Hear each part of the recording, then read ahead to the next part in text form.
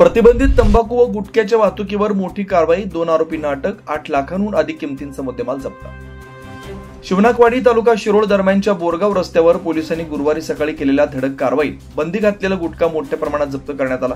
यावेळी 2 तरुणांना अटक करण्यात आली। सुमारे 8,87,960 रुपयांचा मुद्देमाल हस्तगत करण्यात आला। कारवाई आयको मिल समोर करण्यात आली। पोलिसांना मिळालेल्या गोपनीय माहितीनुसार Maruti Suzuki super carry tempo क्रमांक MH51C0811 मधून विविध कंपनीच्या सुगंधी तंबाखू, सुपारी व केशरयुक्त पान मसाल्याचा साठा अवैधरित्या वाहतूक होत असल्याची खात्री झाली। छापा टाकून झडती घेतली असता मोठ्या प्रमाणात बंदी असलेला साठा आढळून आला। या प्रकरणी आशिष पांडुरंग बहादर वय 26 राहणार मंगळवार पेठ रिंग रोड इचलकरंजी आणि पुष्कराज श्रीधर चाळके वय 24 राहणार रिंग रोड इचलकरंजी मूळ राहणार लोणार गल्ली कुरुंदवाड या दोघांना अटक करण्यात आली। या कारवाईत 3,67,960 रुपयांचा गुटखा, पान मसाला, 20,000 रुपयांचे 2 मोबाईल आणि 5 लाख रुपये किमतींचा टेम्पो असा एकूण 8,87,960 रुपयांचा मुद्देमाल जप्त करण्यात आला।